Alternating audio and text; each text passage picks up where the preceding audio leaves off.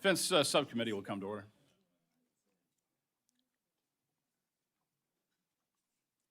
Good morning.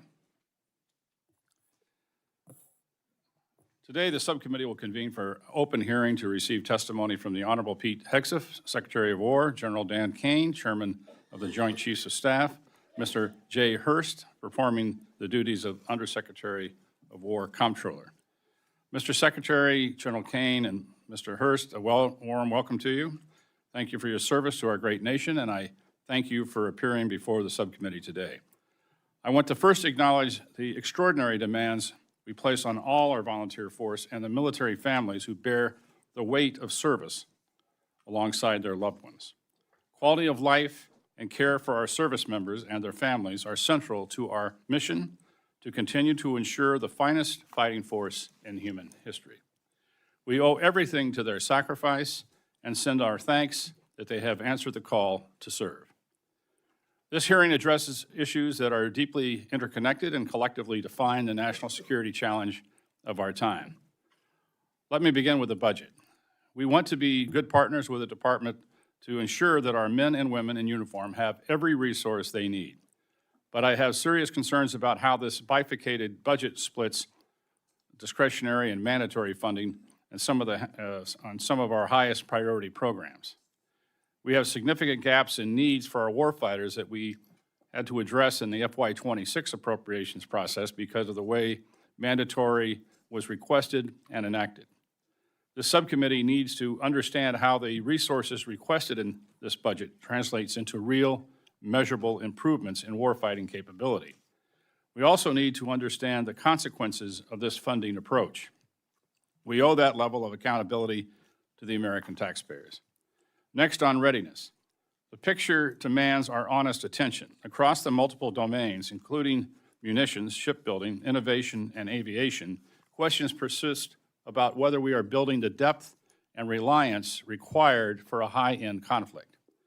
We have made progress in some areas. I want to acknowledge the department's efforts to address these questions. However, progress is not the same as capability in delivering, and capability delivery is what we need at this moment demands.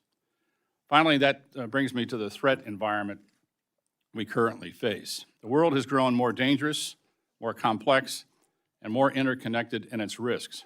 China is modernizing its military at a pace and scale that is alarming. Russia continues to wage a brutal war of aggression, and while Iran and their proxies have been dealt a severe blow, they remain a threat. Threats to Taiwan, Ukraine, NATO, Israel, our partners in the Gulf, and our allies across the globe are not abstract concerns. They are tests of America's credibility and resolve.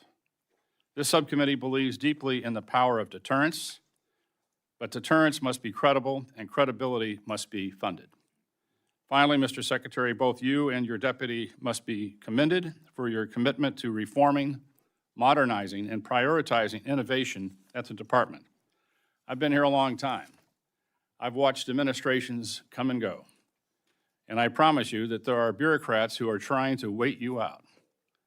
You must demand accountability at every level of your organization to ensure that the change you have demanded is taking place. Your call to move more quickly, inject competition, allow new entrants to participate requires rigorous and persistent oversight. Otherwise, the forces in the Pentagon will simply snap back to the status quo, which does not serve our warfighters or the United States taxpayer. Again, thank you for being here. The members of this subcommittee take our oversight responsibilities seriously, and we believe the American people deserve straight answers on these consequential questions. I look forward to an honest conversation on how we are matching resources to priorities and honoring our commitments to meet the moment. Now I recognize the distinguished ranking member, Mrs. McCollum, for her opening remarks. Thank you, Mr. Chairman. Thank you for your courtesy of extending this, and thank you for your statement. We have a lot to discuss. Historical high budget request, the cost of the war in Iran. Mr. Secretary, I appreciate this year that you opened up a dialogue with Chairman Calvert, myself, and with our authorizing Senate colleagues. When we last met, we asked for information to help us determine what the department needs to ensure our national security. We are still waiting for the information. We've asked several times for a complete update on munition levels, and it has not been provided. This lacking of delivery timely information for the committee is appearing to become a pattern. We've requested briefings on the status of the funds appropriated for Ukraine. That took 6 months for us to be adequately briefed. The reconciliation bill, which was enacted on July 4th of last year, we still need the details of how the funds were allocated and that were not provided to us until a 10-month wait. 10 months we waited for that. Details have been provided on Golden Dome, but only $185 billion of the program, and that's the initial research and development. We still have no idea what the costs are following on for procurement or maintenance of the program. The department must do a better job of sharing the information with us. With respect to the war in Iran, Mr. Secretary, I saw your comments in the Armed Services Committee. It was disappointing that you referred to members of both parties as defeatists.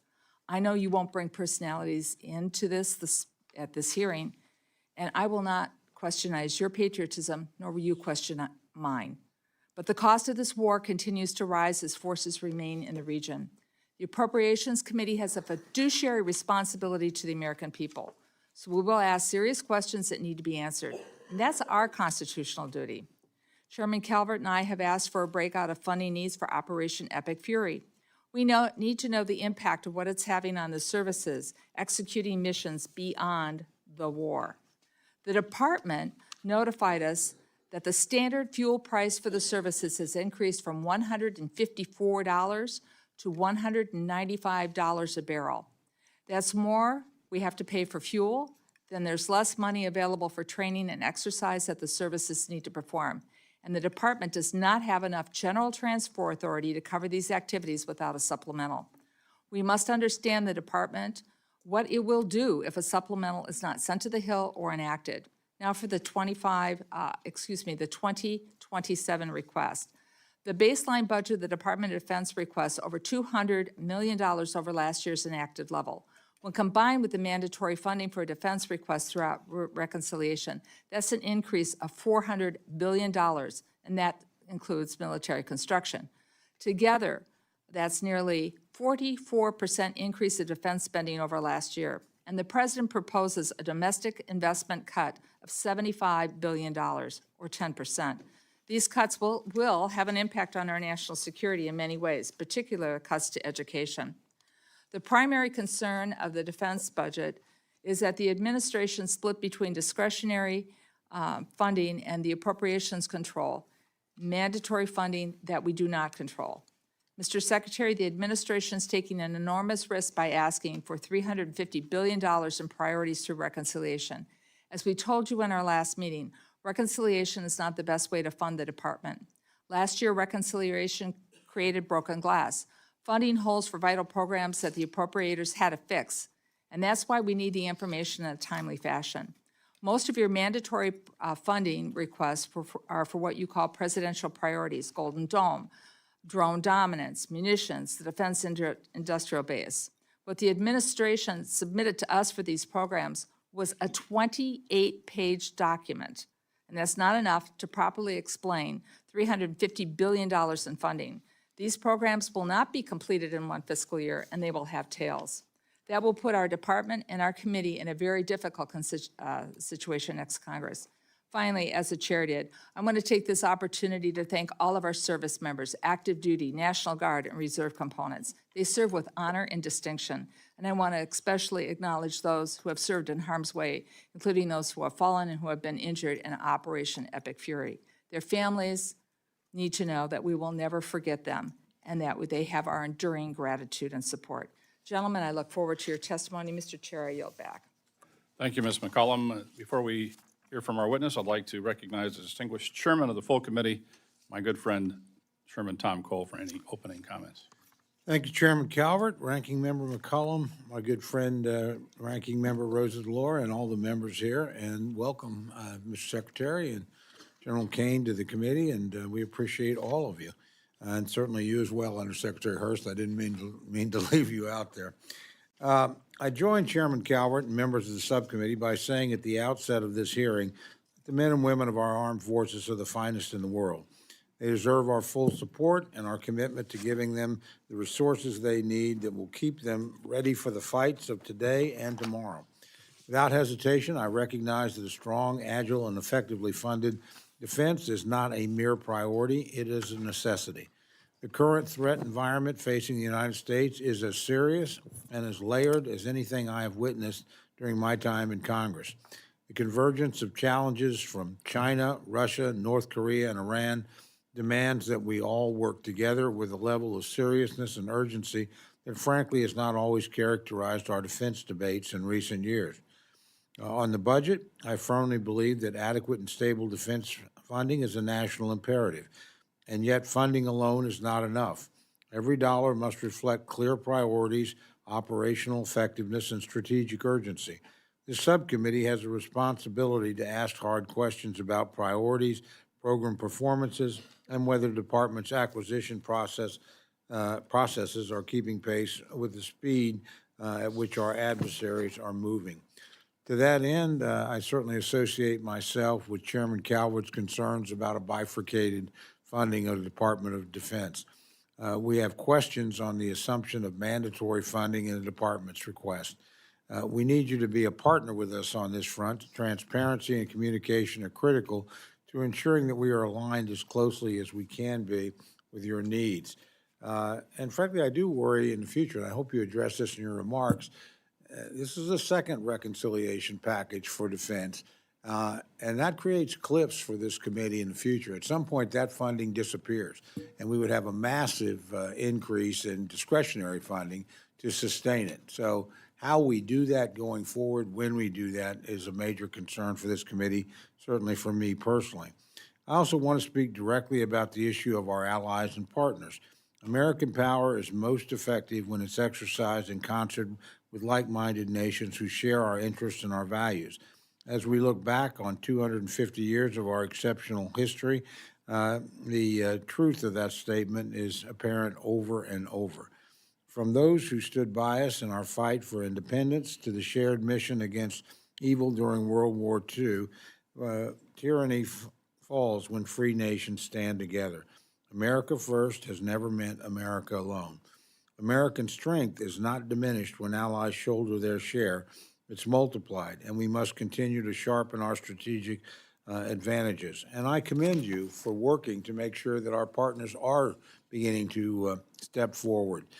NATO remains a critical pillar of collective defense, while our alliances across the Indo-Pacific are indispensable to building a credible deterrent against rising aggression in that region.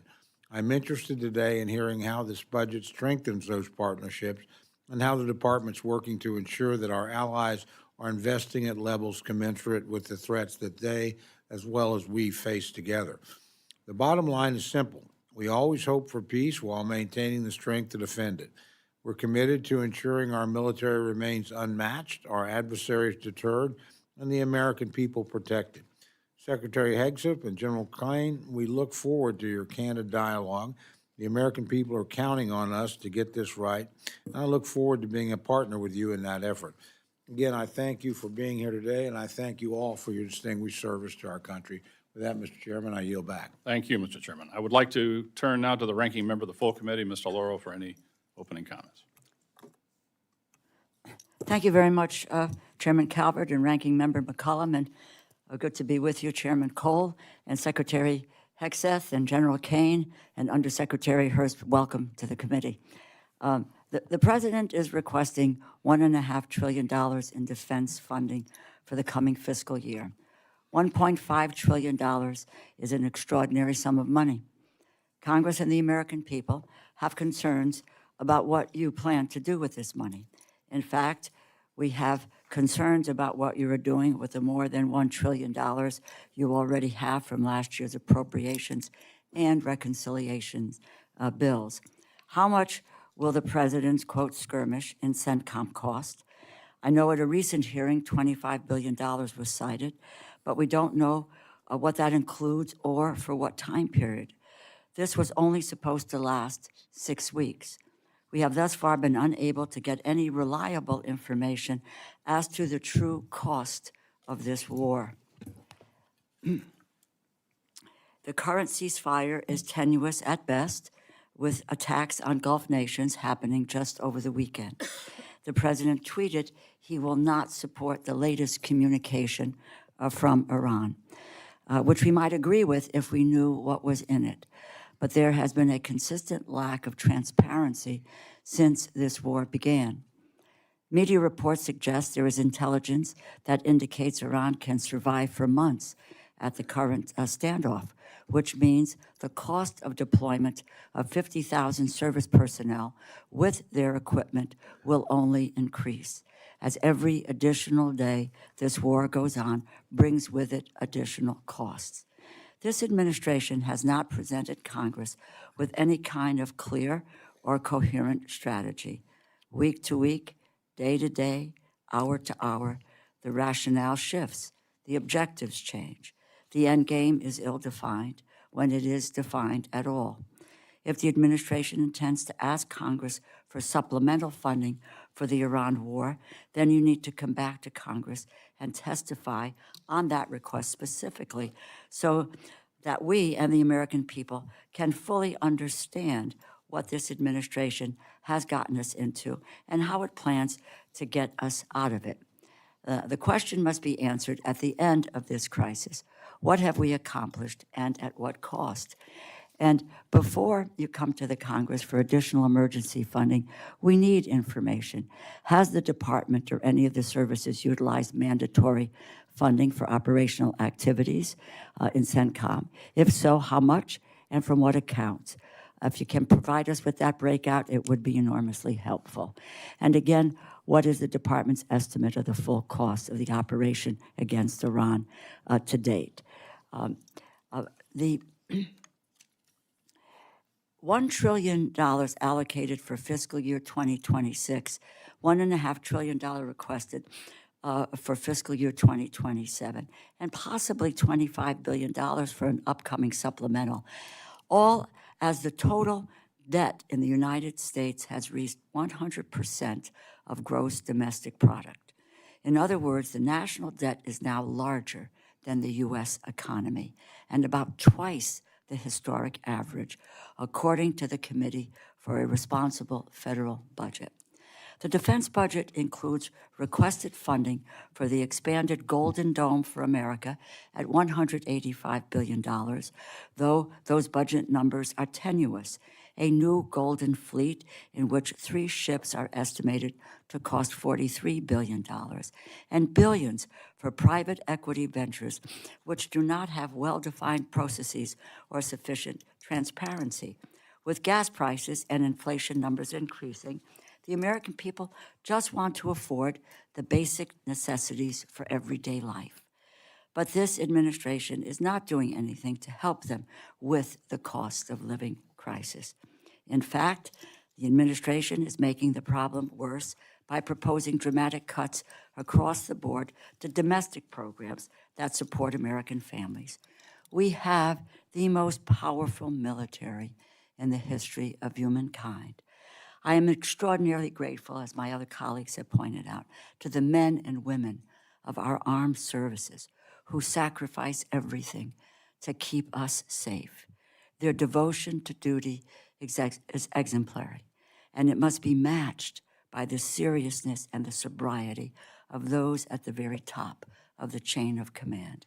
And right now, I worry if that standard is being met. I look forward to your testimonies today and hearing the answers to this committee's questions shortly. Thank you, Mr. Chairman, and I yield back. Thank the ranking member. We'll now begin witness testimony. Gentlemen, without objection, your full written testimony will be placed in the record. Secretary Hegseth, we begin with you for a brief summary of your remarks. Well, thank you, Mr. Chairman, ranking member, distinguished members of the committee. Thank you for the opportunity to testify in full support of President Trump's historic $1.5 trillion fiscal year 2027 budget for the Department of War. The President's budget request reflects the urgency of the moment, as was mentioned by many, addressing both the deferment of longstanding problems as well as positioning our forces for the current and future fight. I'm honored to appear alongside General Dan Caine, Chairman of the Joint Chiefs of Staff, and Jay Hurst, our Chief Financial Officer. And I'd like to start by thanking this committee and Congress for your partnership in securing the investments needed for a stronger and more secure America. A nation's ability to build, to innovate, and to support the critical needs of its warfighters at speed and at scale is the foundation upon which its survival rests. However, upon taking office on January 20th of 2025, President Trump inherited a defense industrial base that had been hollowed out by years of America Last policies, resulting in a diminished capability and capacity to project strength. Offshoring, outsourcing, cost overruns, degraded capabilities. Under the leadership of President Trump, our builder-in-chief, we are reversing this systemic decay and putting our defense industrial base back on a wartime footing. Urgency informs everything we do at this department. We are rebuilding a military that the American people can be proud of, one that instills nothing less than the unrelenting fear in our adversaries and confidence in our allies. We fight to win in every scenario. The $1.5 trillion budget request put forward by the President will build upon the historic $1 trillion FY26 top line and will continue to reverse the 4 years of underinvestment and mismanagement of the Biden administration. The $1.5 trillion budget will ensure the United States continues to maintain the world's most powerful and capable military as we grapple with a complex threat environment across multiple theaters. Not to mention, the budget also includes a historic troop pay increase, building on the pay increases this committee has given, and the budget eliminates all poor or failing barracks. Quality of life for our troops is front and center in this budget. By supercharging our industrial capacity and transforming how the department does business, we are restoring American commercial dominance at a pace unseen in generations, transforming the defense industrial base from the broken, slow-moving systems of the past. We have flipped the Pentagon acquisition process from a bureaucratic model to a business model, decisively moving from an acquisition environment paralyzed by bureaucratic red tape into an outcomes-driven organization focused on delivering the most for taxpayer dollars. And Mr. Chairman, you're right, it's a war of attrition against the Pentagon bureaucracy every single day, and we intend to win it. Over the past year, through historic multi-year procurement agreements, smart business deals, we have sent ambiguous demand signals to our industry partners to build more and build faster. The result has been a surge, a revitalization of our great American factories and massive reinvestment in the skilled American workers who serve as the industrial muscle behind our warriors. Let me briefly provide you with some concrete high-level metrics of what we've accomplished over the last few months. These are announced new facilities and investments to support American warfighters. The department has helped stimulate more than 250 private investment deals in 39 states, in 180 cities, in 150 different companies, worth more than $50 billion. This has resulted in 280 new and expanded facilities, more than 18 million new square feet of American manufacturing, and more than 70,000 new American jobs. These $50 billion in defense investments in new plants, assembly lines, and factories are private investments, not taxpayer dollars. By completely transforming our department's business model, American companies are investing in America with their own capital, a historic demonstration of American manufacturing and defense revitalization, all with their money, not Uncle Sam's. This has never been done before and is long overdue from a bureaucratic model to a business model. These investments equal great things for America, American families, and American workers, and help us ensure our warfighters can defend this great country. Together with the help of the policy updates and appropriations passed by Congress, President Trump's War Department has begun to turn the lights back on in manufacturing towns across this country to forge a lethal arsenal of freedom. Where our critical supply chains are threatened, the Department of War has acted decisively to inject capital, stimulate production, and prevent adversarial exploitation. We are firing up the American economic engine at every level of the defense industrial base. Every policy we pursue, every budgetary item we request serves to ensure that this department remains laser-focused on increasing lethality and survivability of our fighting force from the front lines to the factory floors. This is admittedly a historic budget. It is a fiscally responsible budget, and it is a warfighting budget. Under President Trump, we are restoring the unbreakable might of American manufacturing that we will need for generations. We are providing for our warfighters, and we are putting the people and interests of this country first. May Almighty God continue to watch over all of our troops, and may we honor the legacy of those brave Americans that we've lost. That is our sacred mission that we will continue to execute on. Thank you again to this committee for your partnership, and we look forward to answering your questions. Thank you. Thank you, Mr. Secretary. General Caine, you're now recognized for your remarks. Chairman Calvert, Ranking Member McCollum, Chairman Cole, Ranking Member DeLauro, thank you for having me, and to all the members of the committee, thank you for having me. I'm honored here today to testify alongside the Honorable Pete Hegseth and the Honorable Jay Hurst on the President's fiscal year 2027 budget. And I'm grateful for the opportunity to speak about the foundations of America's strength, the 2.8 million members of our joint force. I am continually inspired by the soldiers, sailors, airmen, Marines, Guardians, Coast Guardsmen, and civilians standing the watch for our nation, supported each and every day by their families. They could have chosen anything in their path of service, but they chose to serve our great country and meet our nation's challenges with courage, tenacity, and grit that's keeping our nation strong and safe. I would also like to express my deep gratitude for the 40 members of the Joint Force who we've lost in operations, combat, and training during my time as chairman, including 14 who passed during Operation Epic Fury, and our most recent loss, First Lieutenant Key, who valiantly gave his life trying to save a teammate while deployed on a temporary duty assignment in Africa, and we continue to hold hope for his teammate. The Secretary and I are deeply grateful for each of them and their families, and their names will never be forgotten. As chairman, my duty is to ensure our civilian leadership has a comprehensive range of options, military options, alongside the associated risks to make the nation's hardest and most complex decisions. I owe the President, the Secretary, and the Congress the truth at every turn, and my blueprint for this approach has always been General George C. Marshall.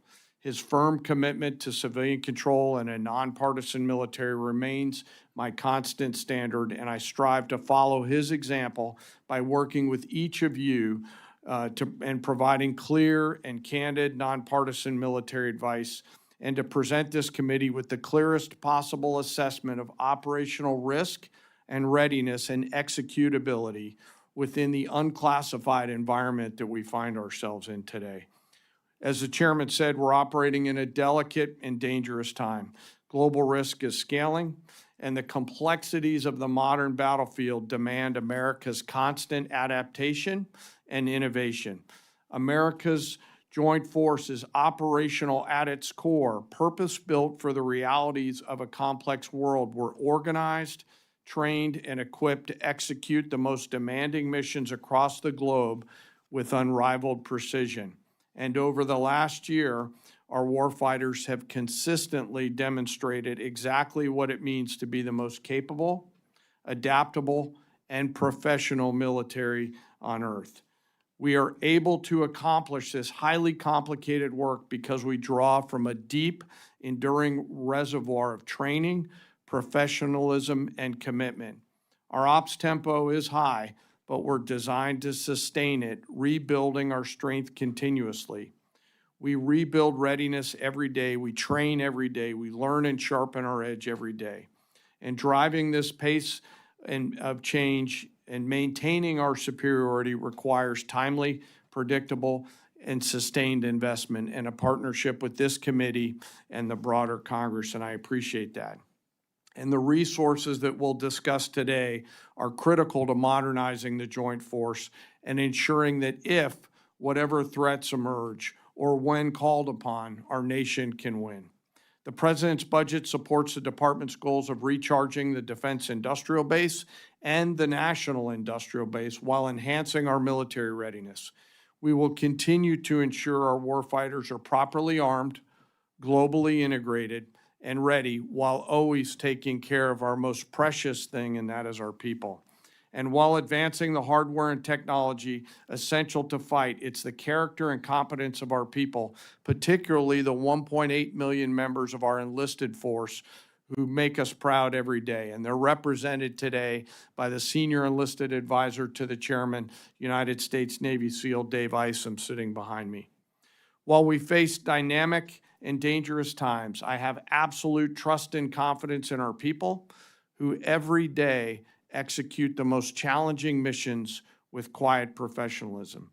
And coupled with the American spirit to outthink, outcompete, and relentlessly innovate, we will maintain our decisive edge, but doing so requires your continued partnership. It is also graduation season, where we welcome a whole bunch of new members to the Joint Force, to include members like Second Lieutenant Archie Dennis, United States Army, who along with his Citadel classmates in South Carolina joined the Joint Force this weekend. And I welcome he and all the other new graduates to the Joint Force. As I close, I humbly ask that we remember right now our deployed teammates out there doing our nation's work, going out into the darkness to do the things that we ask them to do. And I ask, as always, that we remember not just the 40 fallen that I mentioned earlier, but all of our nation's fallen and their families who soldier on. Thank you, and I also look forward to your questions. Thank you. I want to ensure each member has a chance to ask questions, so everyone will have 5 minutes for their remarks. I'll begin by recognizing myself for 5 minutes. Secretary Hegseth, for decades, Congress and the department have sought acquisition reform and innovative technologies. It's only since FY24 that the level of investment started to catch up with the rhetoric. The FY27 budget request includes over $950 million for the Defense Innovation Unit, $54.6 billion for the Defense Autonomous Warfare Group, $580 million for the Joint Interagency Task Force 401, and for the counter small UAS. And I believe these investments will deliver overdue capability. And this subcommittee will continue to work with you to ensure success. I also note there's only $100 million for the accelerate the procurement and fielding of innovative technology. That's surprisingly low given APFIT's success. The subcommittee will continue to support APFIT as we have in the past. I invite you to join me at the APFIT Day on the Hill, July 21st, to see firsthand how APFIT is delivering capabilities to the warfighter. Consistent with the desire for injecting innovation at scale, for decades there's been increasing demand for increasing resilience in the industrial base, and more specifically, the supply chain. The FY27 budget request includes over $20.2 billion for the Office of Strategic Capital and $30.4 billion for the Defense Production Act. As you're aware, we're working closely with the industrial-based policy team on the Civil Reserve Manufacturing Network to ensure the department can qualify and certify second and alternate sources to maximize American manufacturing. With exception of DIU and the Joint Interagency Task Force 401, most of the investments listed are in mandatory funding. What was the strategy to heavily rely on the mandatory funding sector in this budget? Well, thank you for the question, Mr. Chairman. And I would, first I would thank you and this committee for your efforts on acquisition reform, many of which had not been embraced by the department before, and a lot of templates on the table that were there for us to fall in and run fast with. And so speed, scale, cutting red tape, reducing requirements where we can, looking at things like DIU, Replicator, now the DOG, the Defense Autonomous Warfare Group. All of those were born of collaboration with the committee and efforts of now reformers we have in the department who are ready to run with it. As it pertains to the budget, I think there's a reality in this town of what can get done and how it gets done. And in a perfect world, everything would get done in regular order and with a $1.5 trillion top line, but there are a lot of challenges and dynamics, some of which I don't control. And ultimately, we look forward to working with the committee to ensuring, however it shakes out, that it's with full transparency with you and maximizing options for the department. And I think the reconciliation last year was a new vehicle, so it took some time, especially because we're doing new things, Office of Strategic Capital, different avenues. So figuring out how to deploy that took longer than we'd like. but we're committed to ensuring this year, with that as a vehicle, a part of it, that we do it in concert with you to ensure the most important things, whether they're in that or in regular order, are included in the budget.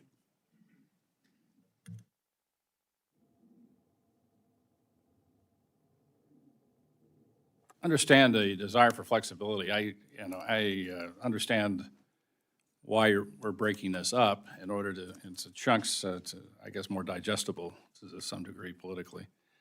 But I would hope we can get a supplemental bill here soon. Obviously, that we know that of the munitions issue, and we know of the cost of this conflict, and we know the cost of other conflicts. And so we need to repay those O&M accounts that are going to be used, I suspect, in order to pay for this ongoing operation. So any idea when we're going to get this supplemental? We're well aware of all those dynamics. I think, first of all, the munitions issue has been foolishly and unhelpfully overstated. We know exactly what we have. We have plenty of what we need. And the reason we're accelerating a lot of this is because the department's been static in how it does this kind of business, not to mention the amount that was given to Ukraine for years and years. So we are getting after changing that dynamic so that we're not getting 100 more of something, but the companies are investing so there's new plants, so you're getting 2x, 3x, 4x of those munition in future years, because that's what we need, that's what our allies and partners through FMS require, and we just haven't been delivering it. So we're in good shape on that front. Whatever we think we need, we will submit. But I'll say, even in the conduct of the conflict, working with the chairman and Admiral Cooper, ensuring that any munitions we're using, we know what we're trading off of to preserve capabilities, so we have maximum optionality across the globe, which we do. Again, though, it would be helpful to get the supplemental sooner rather than later, for we can get to work on it. And now recognize Ms. McCollum for her question. Thank you, Mr. Chair. Mr. Secretary, the House Armed Services Oversight Hearing, Mr. Hurst stated that the costs for the war for Operation Epic Fury are at $25 billion. Am I correct with that number that you used at the hearing, Mr. Hurst? Yes, ma'am, that was the cost at that time. At that time. I would request that you provide the committee in writing the specifics of what the department will be requesting in the supplemental and the breakouts for the following costs. We talked munitions, and Mr. Secretary, I think we'd have a more robust discussion on that if we were in a classified setting, but I respect what you shared with us. But this is what I'd like. A breakout for military personnel, operational activities, additional maintenance for deployed ships, munitions used, equipment lost, and updated fuel costs. Now, we need to know the funding required to cover the damage to the U.S. facilities, and if there are any agreements from our regional allies, we hear things in the press, that would be helping for any new facilities or improvements in CENTCOM. Now, Mr. Hurst, here's the rub. We need that by June 11th. We mark up our bill. And some of these are not new asks, but I thought I'd drill down and be just a little more specific for you. So I know you're going to do your best. We'll take the homework assignment in pieces. Anything you can provide would be great. Now, under the War Powers Resolution, the administration has 60 days to conclude activities unless Congress has declared war or provided authorization. Congress has not done that. And I know there's different opinions and it changes from day to day whether or not the War Powers clock is paused. But this law states beyond May 2nd, the administration needs congressional authorization to continue military operations. And the president just recently said yesterday that Epic Fury is not over. Military operations have continued. We have a naval blockade, and both sides are exchanging fire. They did so over the weekend.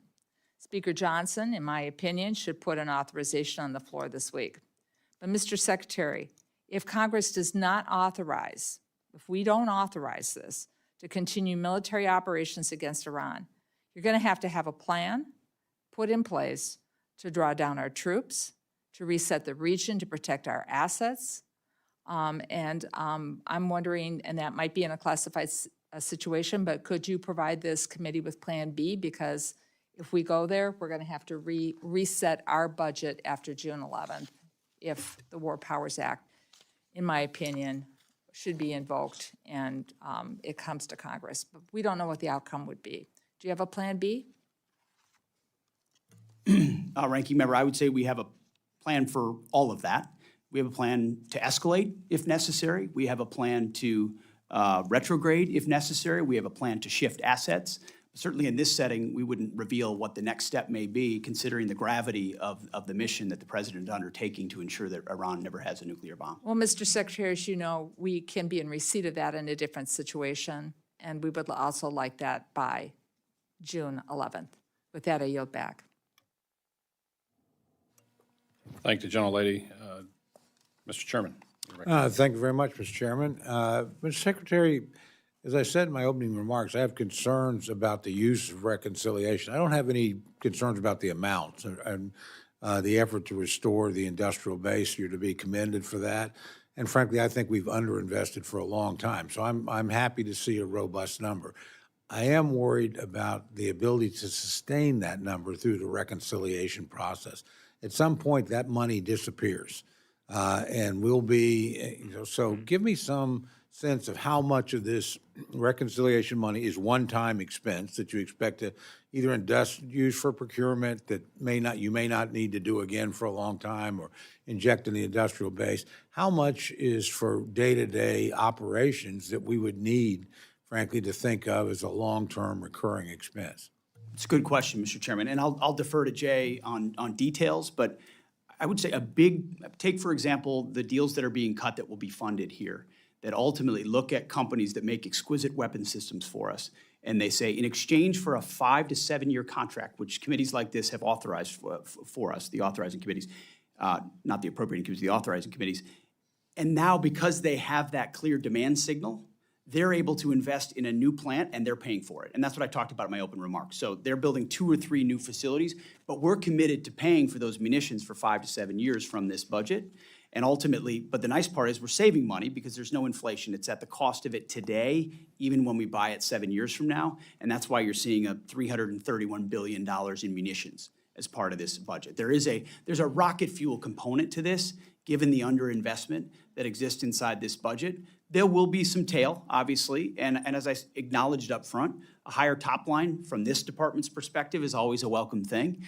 But the intention is not to get anyone stuck in a certain place, but to address the needs of the moment, cut different deals, create new dynamics where companies actually invest. So we have, this committee knows the exquisite munitions that we're going to be using 5 to 7 years from now, no matter what. It's about time we look into the future the way we are with this budget, but you have to fund that. And so I think that's a big chunk of an increase that you see. I mean, if you're investing in the shipbuilding industrial base, the defense industrial base, housing and barracks, all of that increase troop pay. We're looking at increasing the top line of the entire force by 50,000 troops. That's an investment into the future. So I would acknowledge that a lot of this does have follow-on cost. But some of it is something we're going to pay for now and benefit from in the future. But Jay, I would defer to you. Yeah, Mr. Chairman, in this, there's $113 billion for investments in the defense industrial base. I would characterize that as a one-time plus-up for catch-up. $35 billion for FSRM to fix all of our poor and failing barracks and other facilities of the department, and also some catch-up investments in AI and autonomy. And so if you look at what we're doing with mandatory, probably about $200 billion of that is a one-time expense. We come down to 1.23 for a requested top line for FY28. And so we think we can sustain these investments over the FYDP with the discretionary dollars after this. Well, that's reassuring. And again, I don't have any disagreement with what you're trying to accomplish at all. I would remind you that, frankly, the use of reconciliation depends on political support in Congress. It can be very transitory. So it's a high-risk strategy as opposed to building things into the baseline. But again, I'm supportive of what you're trying to do in terms of recharging the industrial base. I think it's long overdue. Let me ask you a specific question, and you may want to get back to me on this, I don't know, but we've had some discussion over, we lost one E3 on the ground, thank goodness. It looks like no crew loss. This committee's been interested in investing in the E7. Pentagon signed a contract for 5 additional planes, not in the Air Force budget. Is there going to be a fix to that, or where are we at on thinking about the E7? I'm well aware of that dynamic. I know our department had taken the position that it was airborne or other satellite ISR that was probably going to be capable of a lot of that in the future. But I think that mindset was indicative of a mindset that we've shed, which is the divest to invest mindset, which was an austerity mindset that we're going to get in continuing resolution after continued resolution. So we got to get rid of these platforms in order to invest in these platforms. And there are gaps that need to still be filled. And there are systems that still need to be funded that are used on the battlefield right now, say MQ-9s, A-10s, you name it. I think this and the E7 is one of those. So we've actually sent a budget amendment to OMB to add that. I think it has a future. It has a place on the battlefield, and we'll get more information for you on that as well. Well, I appreciate that, and I particularly, though, appreciate the mindset. I think you're 100% right. I've seen this over and over again about eliminating platforms on the idea we would immediately use that money for new things, and quite often it just simply didn't happen. We lost the capability, but we did not move forward with the investment that we needed. So, again, thank you for rethinking that. We've got a lot more questions, but so does the entire committee, Mr. Chairman. So with that, I'll yield back. I just want to make one quick comment when you're talking about the fixing barracks and facilities. I hope we also fix the property management systems throughout the department, which is woefully needs attention. With that, I recognize the ranking member, Mr. Lauro. Thank you very much, Mr. Chairman. Mr. Secretary, the national security strategy says American national power depends on a strong industrial sector capable of meeting both peacetime and wartime production demands. And the national defense strategy directs DOD to, quote, supercharge the defense industrial base. DOD's 2027 budget overview appears to use that same framing. Yet, your department's budget request cuts over $5 billion from the industrial base in the aviation sector alone, effectively shutting down all current Army aviation platforms. These are current production platforms the force relies on for lift, for sustainability, disaster response, homeland missions, et cetera. How did the department arrive at the conclusion that reducing procurement for these Army aviation platforms strengthens rather than weakens the aviation industrial base? Well, I very much appreciate that question, and I actually think it's something we're taking another look at. I think it's not that every aspect of there are some very good things in the Army Transformation Initiative, and there are some things that we've needed to get another look at. And so I think you'll see a review of some of those things, and we'll get back to you on that. Of the aviation sector? Yes, ma'am. Okay. And with that, but was there an analysis about the impact of the requested procurement reduction? Did you all do an analysis of production line suppliers, workforce, restart risk prior to the decision to cut the funds? We'll get that from the Army and get that to you. I don't have it in front of me, but I would imagine Okay. something was done. Very, very much would love to see that before the subcommittee marks up the appropriations bill coming up. Let me just quickly, can you provide the committee in writing the department's assessment of the minimum sustaining production rate for the Black Hawk and Chinook industrial base, the supplier-based risks associated with this budget request, and the funded mitigation plan if production falls below those levels? Can you provide us with that information? I think that's critically important. I think we should get that to you, and I think those platforms are critical to the force right now, and we need to make sure we're able to sustain them. Yeah, I think you made the point, you all, that industrial-based readiness is a strategic issue. It's what the national security strategy, recognizes, and I look forward to hearing, more about how cutting the $1 billion in the base investment aligns with that shared goal. Let me just, a question to you, General Caine. Despite the precipitous drop in procurement for Army aviation platforms, your budget request invests heavily in modernization. I'm a believer in modernization. I think it's necessary. I support investing in future capability, but Congress also has to understand the transition risk. The department is asking us to accept reduced procurement of aircraft the force uses today while relying on future systems that are not yet fielded. And General, from a joint force readiness perspective, what is the department's plan to avoid a mobility, lift, sustainment gap if current aviation capacity declines faster than replacement capability arrives? What are the decision points where the department would revisit the reductions if future vertical lifts schedules slip, if costs rise, or operational demand remains higher than expected?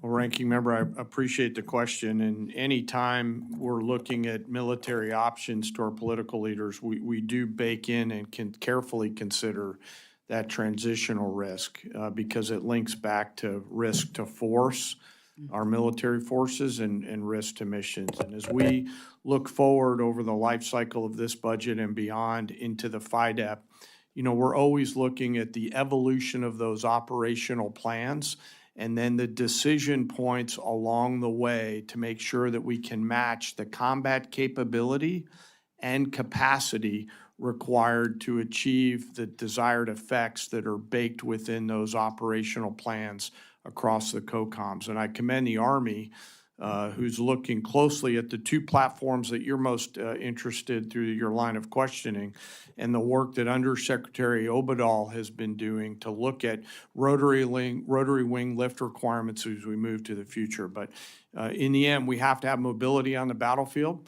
It has to be survivable in the conflicts and engagements it will have, and so we remain very closely focused on those requirements. Right. Madam. Well, I appreciate that, and my only concern is not whether modernization is important, but I understand with some of those efforts that we are looking for a future date is next year, the year after, or so forth, because it's not been fielded. But what we need to take a look at, and I think you understand this, is whether the department is managing this transition in a responsible way. In my view, what we cannot afford to do is to create a near-term aviation gap.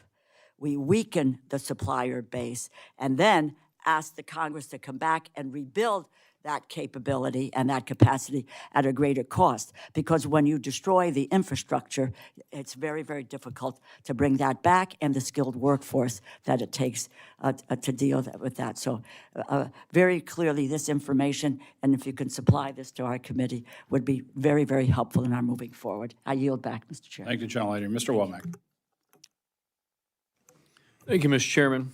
You know, you thread a very difficult needle in that, and there's been a lot of comments made, and I associate myself with a lot of these comments on the fact that here we are trying to figure out a base budget at the same time of a supplemental and at the same time talking about reconciliation in order to be able to meet the needs of the joint force going forward. And my friend, the ranking member of the full committee, talks about capability gaps. When you have to do it this way because of the lack of certainty and the political dynamics around this dais and, of course, throughout Congress, there are going to be gaps in capability. Is that correct, Mr. Secretary? I mean, we do everything we can to try to minimize that by planning what could play off against something else, but inevitably there are places where we have to make adjustments. You're right, sir. I want to get somewhat parochial here for just a minute on the subject of our reserve component, and this question would be for General Caine. Last month, 22 adjutants general, all of those who command fighter units in their state, signed a letter to Congress calling for multi-year procurement authority to buy between 72 and 100 new fighters annually. 13 of 24 fighter units lack recapitalization plans. On the Army side, all of our states suffer from a lack of reimbursement for responding to the call of their communities. Between fiscal 20 and fiscal 24, over $71 million was paid by states to the Guard, but the Guard never saw that reimbursement. As you may know, any non-federal entity reimbursing a federal entity causes the funding to go to the Treasury, and NGB never sees that reimbursement. Our Guard is paying to respond to a disaster out of O&M funds, then having to pay more to maintain it. As the primary combat reserve for our active force, the Guard continues to play an outsized role in the nation's defense. In fact, General Nordhaus recently said that our National Guardsmen are fully integrated as part of the joint force in Operation Epic Fury. So here's my point. The Guard and Reserve are being asked to do more. Epic Fury, Midnight Hammer, border security missions, domestic deployments, and the many all-hazard responses across the 54. They are as much in the fight as the regular component. So, what is the department's plan to ensure that the Guard and Reserve are recapitalized, maintained, and reimbursed at a pace consistent with their operational role in the national defense strategy? Sir, I'm assuming that question's coming to me since you're looking at me. You would be correct. Yeah, yes, sir. Thank you, sir. You know, as a member of the Guard, a proud member of the Guard, I'm mindful that every day when you mobilize the Guard, you mobilize the United States people. And they are now much more than a tactical reserve. They're a strategic reserve. The decisions on recapping the fighter community live obviously within our civilian leadership, but the requirements that they're out there getting after every day, as you alluded to, sir, are substantive and long-lasting beyond just the Title 32 force. What I'm always inspired by is the professionalism of the Guard and the reserves, who get more out of an airplane than one might think. I mean, I go out there to Andrews often and still get to fly, and my crew chiefs are master sergeants and senior master sergeants who've been on a particular airplane for a long, long time. So they'll continue to force extend that capability due to the professionalism that they have. It doesn't mean we don't have to take a hard look at recap and make sure that the fourth generation airplanes are on a pathway to fifth and sixth gen as the department continues to look at what we're solving for. Mr. Chairman, if we have another round of questions, I'll come back with another because my next question is probably not going to yield me enough time, and I'll yield back the balance. Mr. Cuellar. Thank you, Mr. Chairman, Ranking Member, Mr. Secretary, all of y'all. Thank you for, and all the men and women, thank you for your service. I want to ask you about the Western Hemisphere.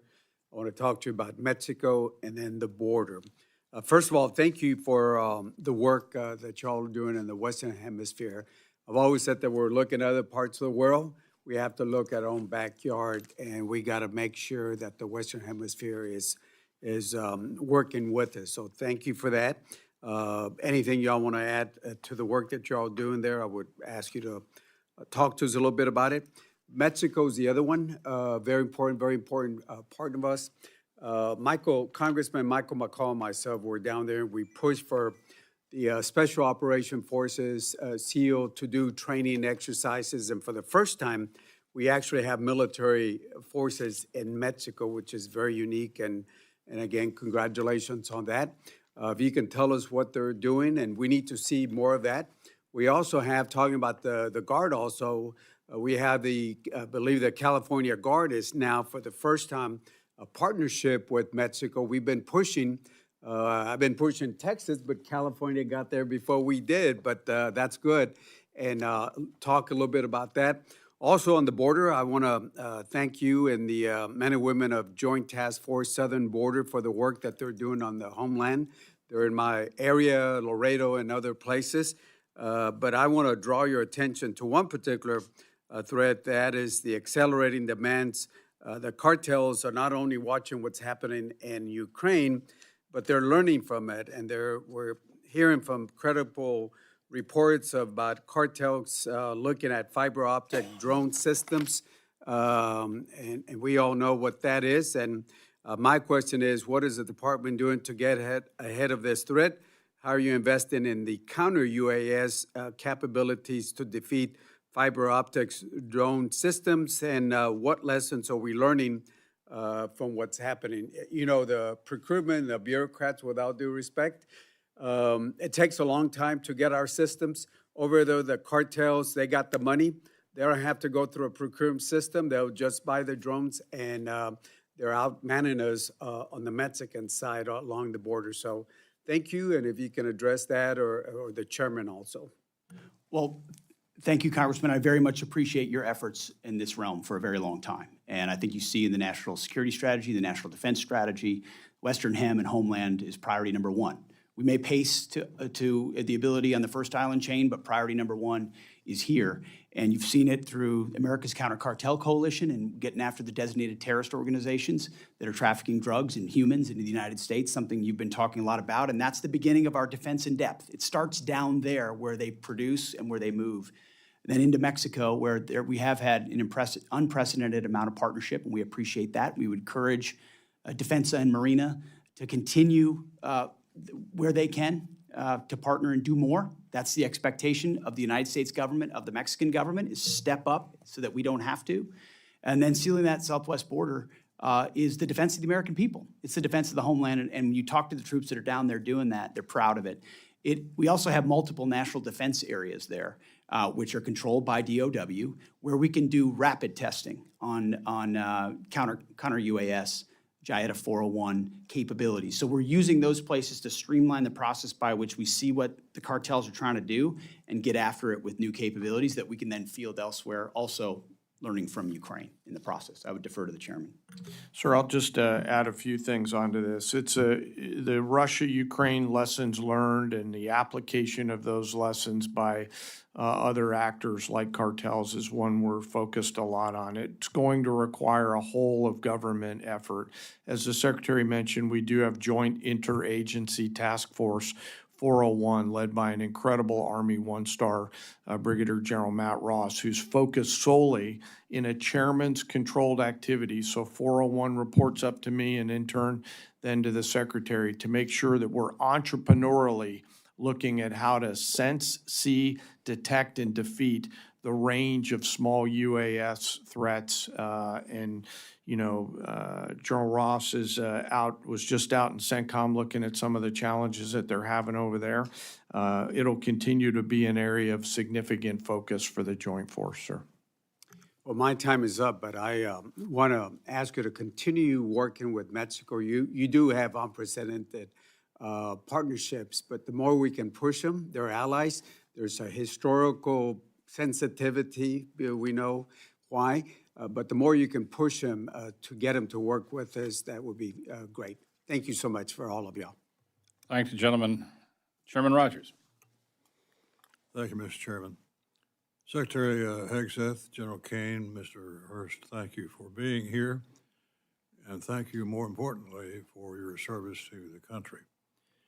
The 2026 National Defense Strategy makes clear that China is the pacing challenge, and this budget request puts real resources behind that nomenclature, including $11.7 billion for the Pacific Deterrence Initiative. My concern is that we're not just competing against China's military capability. We're competing against the speed at which China can build, replace, and influence. Where are some capability gaps when it comes to a potential conflict with the PRC? And General Caine, how will your priorities posture the joint force to close those gaps? Chairman, thanks for the question. The speed at their production capability is one of the reasons why I'm grateful for the full team's partnership on speeding up the U.S. defense industrial base efforts as well as the national industrial base efforts. And I'd really like to thank those mom and pop machine shops and second, third, fourth tier suppliers that live in all of your districts who are also increasing speed and capability without losing quality across the entirety of our manufacturing system. And it's going to require all of that. And when we look at the range of capabilities that we must have to be properly armed and globally integrated, that extends to things like, long-range fires and really an ability to arm our joint force to win from the seabed to cislunar space in every single domain in there. And I'll defer to the comptroller and to the secretary to talk about the particular elements but the goal is the range and mix of capabilities that create outsized dilemmas for Xi Jinping and others that are out there to ensure that we maintain and sustain deterrence. Thank you. Amen. Thank you. Second, the war between the U.S. and Iran reinforces an old lesson, which is that modern conflict comes down to attrition. China has been able to produce naval ships at a pace our industrial base can't match. The ships are not as large as ours, but quantity has a quality of its own. How are we postured for an economy of force in the Pacific, particularly if Taiwan is invaded?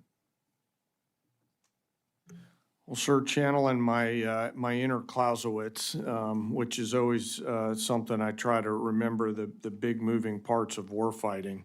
You know, we're not really doing economy of force work in the Pacific. As you alluded to, sir, and others have, it's our primary focus. And so on a daily basis, we come to the Secretary with a range of military options across the world so that he and the President can carefully consider those military actions and associated risks. It all comes back to the budgetary tools that you'll hopefully give us and the authorities to achieve those capabilities. And as we look, for example, at shipbuilding, which you talked about, I'm grateful for the work that the Navy is doing to scale that effort to ensure that we offer and continue to offer those range of options to our civilian leaders here in the United States. Quickly to Epic Fury. Our fight with Iran has confirmed what defense planners had long warned about. Iran doesn't need a peer military to cause serious problems. His playbook to cheap drones built from commercial parts, sea mines in contested straits, fast attack craft, and anti-ship missiles. The war also confirmed a harder lesson. Even with overwhelming firepower, the side that runs out of munitions or air defenses first loses. Are we, Mr. Secretary, are we secure in that point? Absolutely. And we are winning, have won every component of what we fought in this conflict. Iran knows that based on the incredible degradation of their capabilities, and which is why we saw them wanting to come to the table. How this gets resolved will be on our terms, on President Trump's terms, and we have all the munitions and capabilities necessary to enable that. Thank you. Yield back. Thank you, gentlemen. Mr. Aguilar. Thank you, Mr. Chairman. Thank you all for being here. Mr. Hurst, on April 29th, as you indicated to the ranking member, you said that the Iran war had cost $25 billion in total. You reaffirmed that today. Do you have any other updated costs or projections since that testimony that you've given? Outside reporting estimates have indicated that the war costs could be $1 billion a day. Do you have anything to share? Yeah, thanks for the question, sir. So at the time of testimony in front of the Ask, it was $25 billion. But the Joint Staff Team and the Comptroller Team are constantly looking at that estimate. And so now we think it's closer to 29. That's because of updated repair and replacement of equipment costs and also just general operational costs to keep people in theater. Thank you. I appreciate that. Mr. Secretary, when can you share more formal accounting on the cost of the war with Congress and with this committee? We'll share what we can. I think we've updated on that number this morning, but when it's relevant and required, we will share it. I think this would be the format that it would be required. Mr. Secretary, on that same day, April 29th, you testified that the current ceasefire meant that the 60-day calendar with the War Powers Resolution was paused. Who are the parties to the ceasefire? Right now, we are in that same ceasefire as of right now. That wasn't the question. Who are the parties to the Will be the ceasefire? United States and the regime in Iran. How many pages is the ceasefire? What deal points? I'm not asking you to share the contents. I guess what I'm trying to ask is, how do we know that the ceasefire is active or not active without any documentation? We know it's evident, and the ceasefire is in effect. But is it pages? Is it 15 points? There's been different points that have moved around.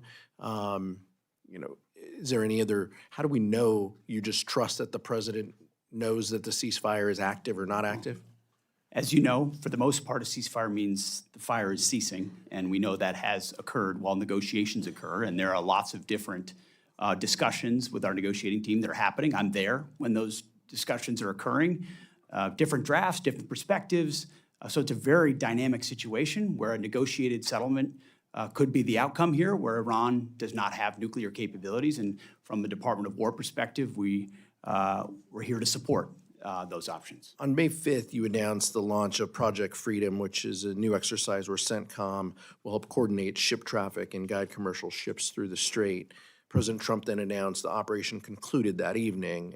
Now it seems that we may be revisiting that. Can you give us the latest on Project Freedom? Well, as it pertains to battlefield options, we don't disclose those types of things, but ultimately, as the president stated publicly in his truth, at the request of the Pakistanis and given the options in the negotiation, it was paused, and it's an option we could always recommence should the commander-in-chief want us to. Is the theory to create more ceasefires or more projects just to evade the War Powers Act? The theory of the entire case is to prevent Iran from having a nuclear weapon. And if that has to be done kinetically and militarily, the Department of War is locked and loaded and ready to do that. If it happens through Project Freedom, where you move commerce through, if it happens through a negotiated deal, the president was very clear, even yesterday. This is actually quite simple. Iran will never have a nuclear weapon, one way or another, and we're here to support as one tool of the whole of government to make that happen. General Caine, the depleted munitions have been a subject of some of the discussions that you've even heard here today. With respect to stockpiles that we have around the world, key regions like the Indo-Pacific and the Middle East, can you give us an update? What are you hearing from the combatant commands about their munitions status around the world? Well, sir, we have sufficient munitions for what we're tasked to do right now. That's what I hear from the COCOMs. What I will say is I will always want more, so I appreciate the effort of this committee and the Congress. We're always going to want more munitions. Secretary Hegseth, what are you doing to support the involved services to recap their losses? We're submitting a $1.5 trillion budget that'll remake the department and ensure that every warfighter in the future has exactly what they need, and we're never in a fair fight. And I take issue with the characterization that munitions are depleted in a public forum. That's not true. And ultimately, we have all the munitions needed to execute what we need to execute, and we're going to ensure that we supercharge that going into the future. I think you've heard differences from both sides of the aisle on that point. Yield back, Mr. Chairman. Thanks, gentlemen. Judge Carter. Thank you, Mr. Chairman, and welcome to each of you. We're glad you're here. Start off with something I'm concerned about. Mr. Secretary, my MilCon VA subcommittee is aware of living conditions of the 68W combat medic students at the Joint Base San Antonio. Frankly, they're very unacceptable and quite unlivable. As chairman of the MilCon committee, I'm deeply concerned that there appears to be no imminent path forward to fix these issues. What actions is the department taking to improve these living conditions and ensure our soldiers receive safe and dignified housing, not now and not in the years to come? Our budget cannot fix that. It's not, we don't have enough money. You got all the money. What do you think about that? First of all, let's fix that. Whatever unit that is, we want to know about it, and we're going to get a team out there right away to address it. And we've used discrete examples like that to find the gaps in why we're not getting at it on a more holistic fashion. Because we've came in on a huge deficit of maintenance on barracks and housing. This I budget, know that. this budget funds that. We're also going to pursue MilCon reform, because in too many places, we're trying to build things around MilCon as opposed to using MilCon, because MilCon is so bureaucratic and slow in its process. So we look forward to working with you to fix that, not just this discrete barracks issue, but where we found them, we fixed it, and then we've energized the system through a barracks task force to flow money exactly where it needs to go. And I'm a champion of speeding up MilCon everywhere we can. And I've been out to Guam and some of those places, and we got a lot of needs out that way. I mean, and we're way beyond what our budget will sustain. But I have another question for you. I represent Fort Hood, the home of the 1st Air Cavalry Division Brigade, operating Apaches, Blackhawks, and Chinook helicopters. And I'm concerned that the FY27 budget request does not support these programs, essentially zeroing out funding across the 3 platforms, despite the Army stating that we're going to use these aircraft and they will operate for decades to come. With that, the Chinook has no replacement for heavy lift mission. Now, will the department manage aviation modernization, and how will they do that without creating readiness problems and capability gaps in the future? Because the planned future lift is not like the Chinook. Sir, I think it's a very fair point. I think it goes to the previous mindset of divest to invest. That was an austerity point of view that we inherited at our department. We've made some changes at the Army. We might have a slightly different view of the Army Transformation Initiative.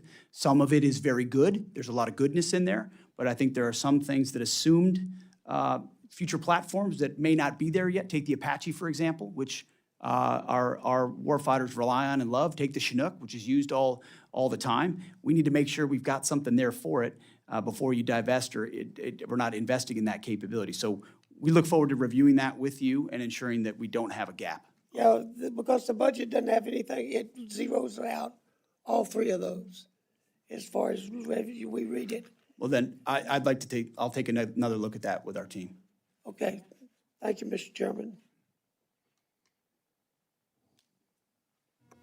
Thank you, gentlemen. Mr. Case.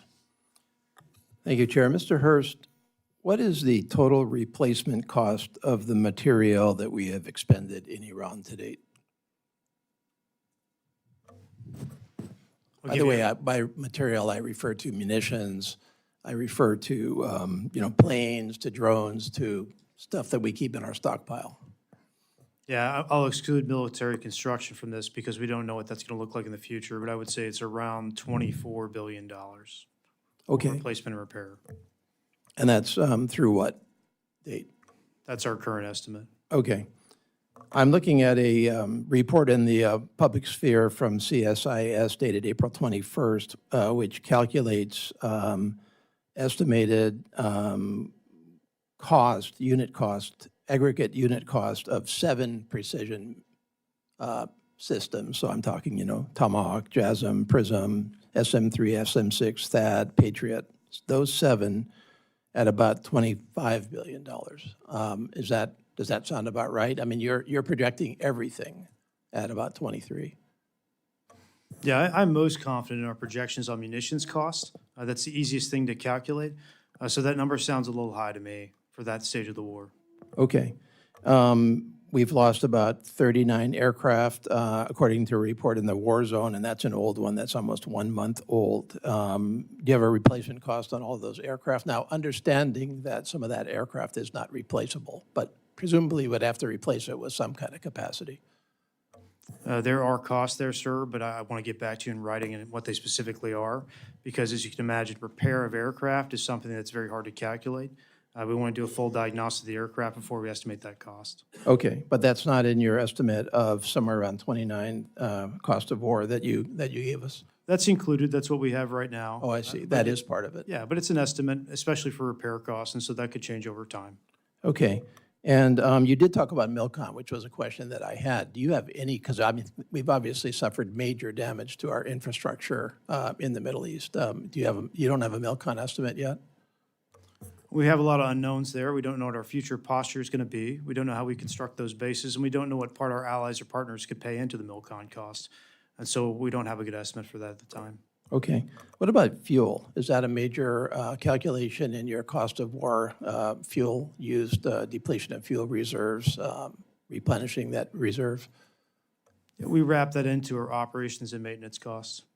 Okay, that's an included in the OM. 29. Okay, going to your FY26 budget request, you've got procurement. Let's just focus on procurement because that's what we're talking about largely. You've got $413 billion, which in and of itself is an 84% increase over FY20. I'm sorry, I'm in 27 versus 26. And you have 38% of that total procurement request in reconciliation. Does that reconciliation request include anything from the war in Iran? Obviously, we're buying things in the reconciliation requests that are being used in the Iran conflict, including munitions. There's over $40 billion in a munitions request and reconciliation, and so that would be part of the replacement. Okay, so what I'm trying to get at is your reconciliation request in FY27 related to Iran, or is it not related to Iran, or what? It's not Is it all? related. You know how long our budget generation process is and the appropriation cycle, and so Correct. we completed this before the Iran conflict started. Exactly. Okay, so what you're coming back to us with is not the the reconciliation is not about Iran. The reconciliation is about assumptions that were made before Iran. It's about making a generational investment in the joint force and building military readiness. That's what Okay. our budget request is. Okay. I'm going to get back to some of the questions that were asked earlier, which is, what is the assumption that you are making in terms of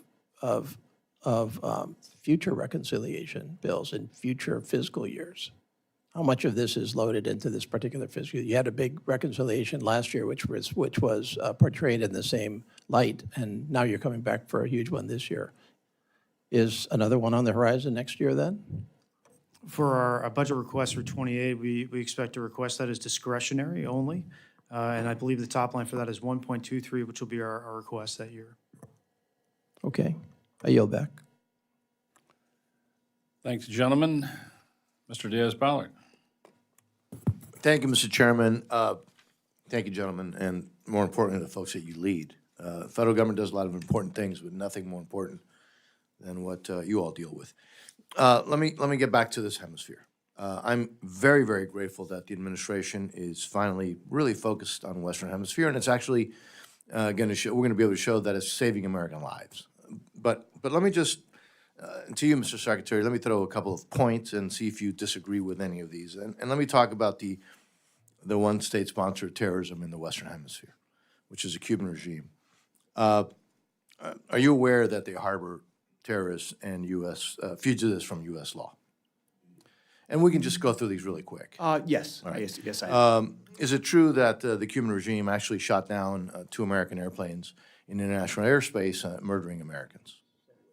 I can't recall the precise year, but I believe that is the case. Is it true that that Russian spy ships and warships, including the nuclear sub Caine, have repeatedly used Cuban ports? That is true, Congressman. Is it true that the site of the Russian Signet complex in Lourdes has once again become a hub for Russian intelligence within Cuba? Well, we've long been concerned that a foreign adversary using that kind of location that close to our shores is highly problematic, yes. And is it also true that now the Chinese also are there? I wouldn't want to reveal anything that should be classified, but we don't want foreign adversaries attempting to use that island. Well stated. Are you aware that, well, you're obviously aware that Cubans, intel people and military folks have been sent around the world because your folks confronted them in Venezuela. But are you also aware that according to Ukrainian intelligence, there are thousands of Cubans fighting for Russia in Ukraine? I was not aware of that particular fact, but I am well aware that Cubans have been around the globe to include attempting to defend Maduro in Venezuela. So that is something they've done for a long time, yes. You're also aware, Mr. Secretary, that, well, even stated by U.S. intelligence, even during the Biden administration, the Trump administration, the previous administration, the Obama administration, that Cuba has been designated as one of the 4 most advanced espionage operations against the United States, and that they share intel with other adversaries of the United States. That all very much sounds right, sir. And again, we're not in a classified setting. So I'm just considering all those issues and others that we could talk about in a classified setting. Do you believe that the Cuban regime possesses a national security threat to the United States? I do. Let me now focus on Iran, as I have a little bit of time left over. Mr. Secretary, you've been very clear what the goal is. But the goal that you're saying is not the goal that just this administration has had vis-a-vis Iran. It's been the goal of multiple presidents of the United States, right? Iran cannot have a nuclear weapon. But I'd like to also ask you about Iran's offensive ballistic missiles and their offensive drones and their use of terrorism. Are those also issues that would be factors in a negotiated settlement with Iran? Because I don't have to tell you that there have been negotiations ad nauseum with Iran. The Iranians continue to cut deals, and yet they violate those deals. But it's interesting, in the nuclear deal that was cut with Iran during the Obama administration, missiles weren't even in part of that deal.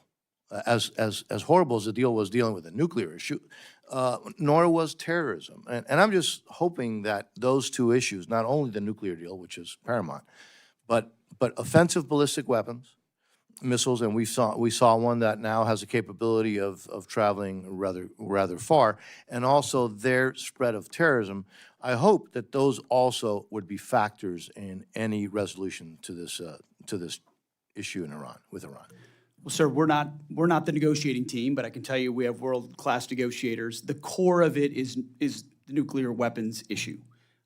Those other factors are always a factor. Understanding that Iran has effectively tried to use the North Korea strategy with such overwhelming capabilities conventionally that no one would dare prevent them from pursuing a nuclear weapon. And it took President Trump to have the courage to make that historic decision. And hopefully we can get that across the finish line with negotiations, which are ongoing right now. Mr. Chairman, my time is up. I yield back. Thank you, sir. Thank the gentleman. Ms. Lee. Thank you, Mr. Chairman. Secretary, Undersecretary, and General, thank you for being here. Secretary Hegseth, about 11 years ago, U.S. Air Force veteran Sergeant David Crete, who served at the Nevada Test and Training Range, realized for the first time that the health problems he'd been experiencing were not an isolated incident, but matched the health problems of many other veterans who had served alongside him at NITR. He was sitting in his backyard reconnecting with 8 of them and asked them, does anyone here have tumors? And 6 of 8 of them rose their hands and then proclaimed that even some of them had children with tumors. Dave, as it happens, had recently had a grape-sized tumor removed from his neck. 3 years ago, he came to Washington when the VA had refused to provide him the kind of benefits and coverage he had earned and which he needs from the VA because of his Department of Defense would not provide the agency with his records of his NITR service. I helped introduce a bill 2 years ago and have been fighting on his behalf ever since. What is most frustrating about this fight is not that the federal government doesn't recognize these health impacts of their service. In fact, Congress 26 years ago provided a law providing medical coverage and compensation for the Department of Energy employees who served in the very same location that Dave Crete and his colleagues had served in. Instead, their fight is against the Department of Defense red tape, which you have been committed to fighting. Thank you.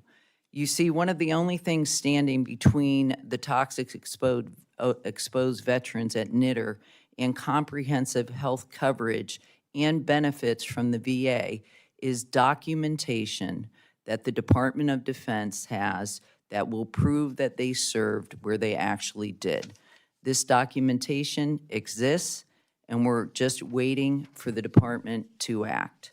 Every day that you delay in providing this information, another veteran and their family suffers unnecessarily. Last week, I had the opportunity to meet many of these veterans. 2 hours before I met them, one of them received a call from his oncologist informing him that he had multiple myeloma, an incurable blood cancer. Over the weekend, Dave was notified that 2 more of his cohort had recent deaths. The Invisible Enemy, which is an organization Dave founded, maintains a memorial list of those who worked at NITR and have passed away. When Dave testified before the House Veterans Affairs Committee roundtable 13 months ago, 462 veterans were on this list. Today, that list includes 565 names. Just 1 year of inaction has led to 103 veterans passing without the care that they received, that they earned, and their family without the benefits. This list grows by an average of 1 every 2 days. Mr. Secretary, you have the authority to provide the VA with the documents they need today to get these veterans the help they need. These veterans have been waiting far too long. Can you please commit to me that you will be able to provide that list or that information as soon as possible so that these veterans can get the care and the benefits that they have rightfully earned? Well, thank you for what you're doing for those folks, and I can certainly commit to you today that, you know, my chief's right here. We will get a review for me as soon as early as next week, and I'll get back to you on what our department's position should be on that. Okay, well, first of all, we have the information. The Department of Energy has provided these benefits to the same cohort of people who worked alongside them. We cannot wait for another review. I'm asking for your commitment. I'm not talking about a full review. I'm just talking about a familiarization, so I understand exactly what you're talking about, wrap my arms around it, and then get you a response. It's not a situation I have all the facts on. I just want to Okay. get all the facts and understand it before I commit to something like that. All right, I just, like I said, 1 person every 2 days, 1 veteran who has served this country is dying and their families are going without the benefits they've earned. I can't express how urgent this need is. I thank you for your immediate attention to this issue. Thanks, gentlelady. Mr. Elzey. Thank you, Mr. Chairman. Mr. Secretary, General Caine, Jay, thank you all for being here. To all the staff sitting uncomfortably in very tight seats behind him, thanks for your dedication to our country. Master Chief Isom, you joined the Navy in 1987. Ronald Reagan was still president. You've been in uniform for 39 years. I'd like to thank you and your family for all the sacrifices that you've made. You're clearly the essential man, and I always want to point that out, that you've been serving in the Navy since I was a junior in high school, and so I'm very, very grateful. As we address $1.5 trillion request, I want to say I appreciate participating in the tabletop exercise at the Pentagon, and I encourage all my colleagues to attend and do that. It gives a very clear message on why we're asking, or you are asking for $1.5 trillion and how it's justified. As we move forward with contested logistics and as eventually this war in Iran will end, and the Indo-PACOM becomes the focus again. I'd like to see Congress fully fund the request for the Marine Corps McClellan-class LSM and the KC-130J for both the Navy and the Marine Corps. But the budget request breaks them up, and I'm not sure how you skin that cat. Moving to force protection and counter UAS, as we've seen in Iran, at nations that are somewhat far away from Iran, we've had a force protection and counter UAS issue as we've lost an E3 AWACS, which is worth $500 million when we bought it, but it's irreplaceable, and there are fewer of those than B-21s. I think we're seeing the reach of UASs affect us in a way that we probably didn't anticipate, and we need to continue to use new companies that are developing new technologies to go after UASs. General, you addressed Karl von Clausewitz, so I'll use Sun Tzu as a counter. Even the finest sword plunged into salt water will eventually rust.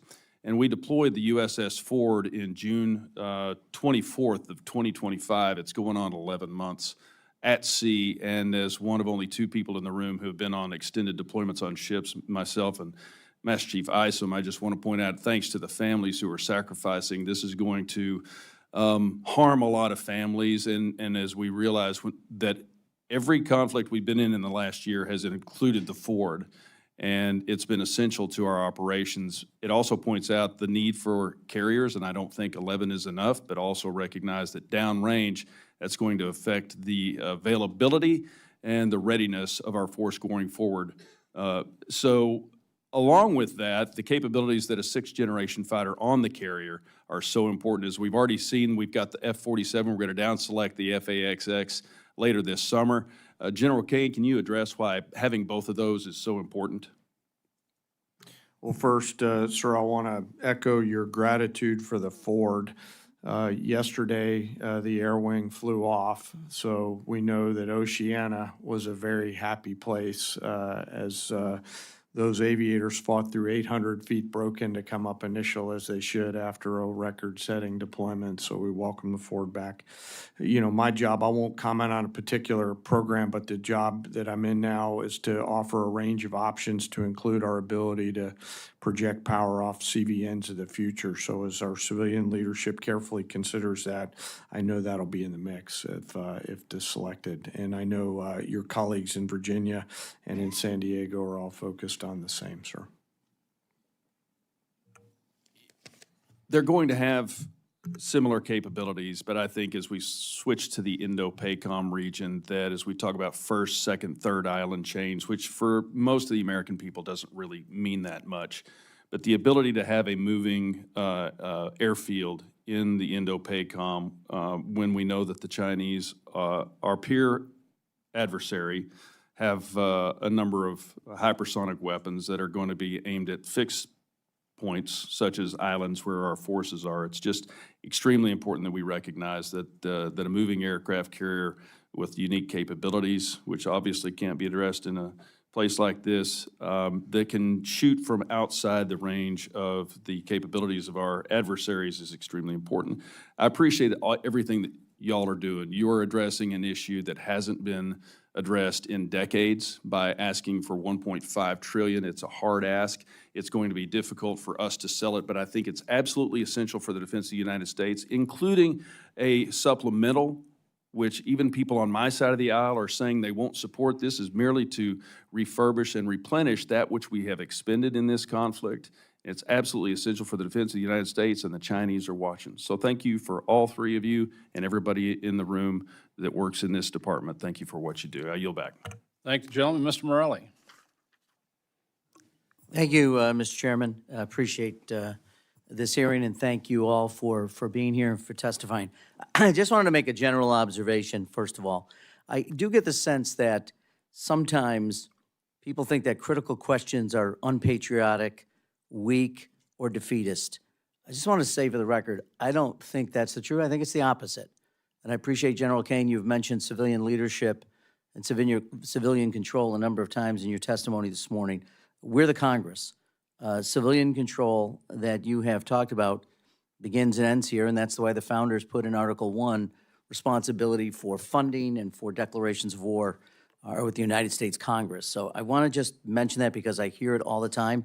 And we are not in any way, when we ask critical questions, demeaning or in any way reducing our tremendous respect for the men and women of the military, the joint forces of the United States. So I feel like that needs to be said, and I appreciate the comments that you made, General Caine, about civilian control. Second, as it relates to mandatory spending versus discretionary, I think this is really important. This committee, the Appropriations Committee and the Defense Subcommittee, is given the responsibility by the Congress and by the American people to make sure that we have an appreciation for all the dollars, taxpayer dollars, that go into defending this nation. And questions, again, ought to be here. Transparency begins here. Oversight begins here. And mandatory spending avoids the responsibility this committee has to report to the American people on how our money is being spent. So I just, again, want to stress how important it is. I appreciate my friend Mr. Elsie's comments about the $1.5 trillion request. If it is so obvious to everyone and to the American people that that's the dollar amount we need, we ought not be going through this mandatory, discretionary, supplemental. Let's put it all on the table and let's make the case to the American people.